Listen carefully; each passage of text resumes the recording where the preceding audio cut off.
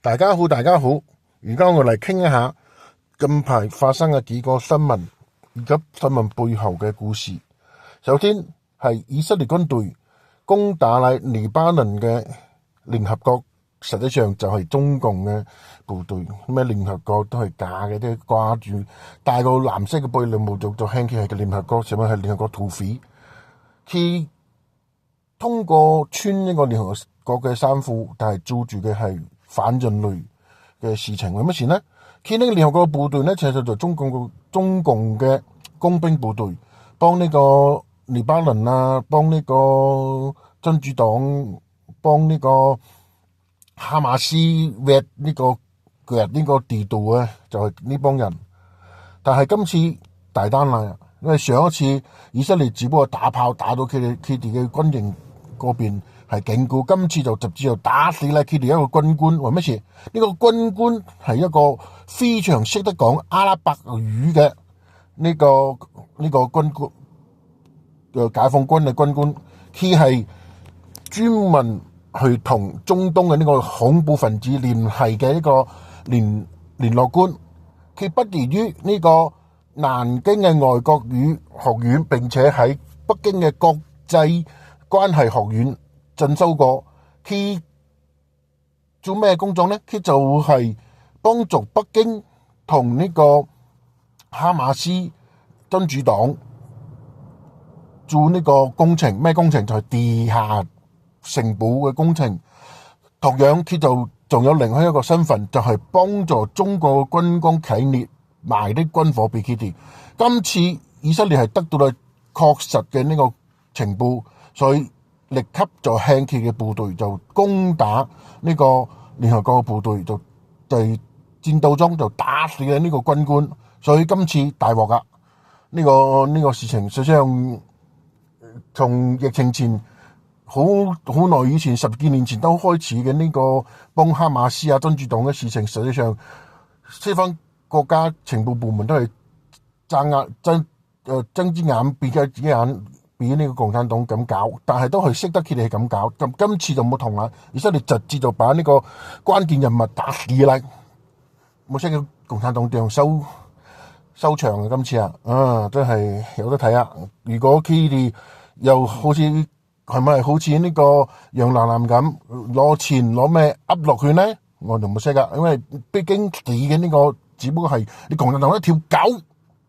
我乜事咁講？毛澤東嘅先就講啦，你哋啲解放軍就係我其中一條狗，所以睇佢哋會唔會對呢條狗負責噶？呢係第一個新聞。第二個新聞呢，就係發生喺南非大使館破天荒嘅感謝呢個南非嘅警察部門幫助解救槍斃嘅呢個綁架案嘅呢個事情。實際上南非呢個事情就好簡單，當年佢點樣同中共建交嘅，就係靠住佢嘅軍事人員，佢嘅流氓產仔就去綁架啦白小燕嘅呢個白冰冰嘅女白小燕，並且撕票，並且屠到呢個南非嘅呢個大使館啲，明顯就係安排設計好嘅。就因為咁，南非同台灣中華民國斷交，同中共大陸建交，所以今次佢大使館咁破天荒嘅去感謝南非嘅警察部門幫助解救中國公民，實際上佢有兩個目的。第一就係警告所有嘅呢個要反對紅色家族喺海外嘅勢力，冇要做呢種綁架嘅事情，因為大部分國家嘅執法部門有好多佢嘅內線，就佢嘅警告佢呢啲所有要搞呢種事情嘅冇要搞。第二個就係警告所有嘅喺海內外嘅反共嘅軍事力量冇要做呢種事情。所以唔識大家睇冇睇清楚，係呢種就包括當年香港嘅呢個富商被綁架，都係共產黨搞出嚟嘅事情，最後都係過河拆橋，就把啲犯案嘅人直接就打靶。所以好多事情你哋根本就冇識得中共有幾邪惡。仲有一個，我哋就講下打台灣嘅事情。而家打冇打，反正都係一個人孭鑊，就係邊個？習近平。習近平死咗，而係一個替身，一號替身有軍銜嘅，喺九三閱兵出嚟呢個都係就係呢條友。反正佢打死打得死台灣。佢哋就係講啊，係習近平嘅自導有方，打唔死，就係呢個死去嘅習近平，就係呢個替身嚟孭鑊。所以大家要睇清楚而家嘅中共四中全會之後嘅形勢，一定要睇到中共嘅邪惡，一定要揭發佢哋嘅邪惡，一定會要再同中共搞埋一起啊！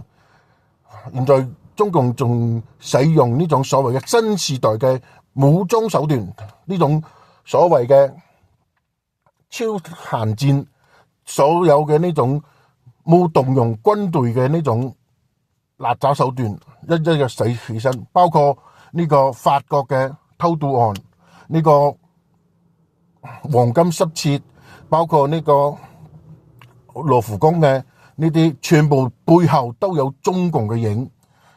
只不過世界上嘅如果啲國家再冇醒起身呢，玩死你啊！呢個就係新時代嘅省港騎兵嘅現代版。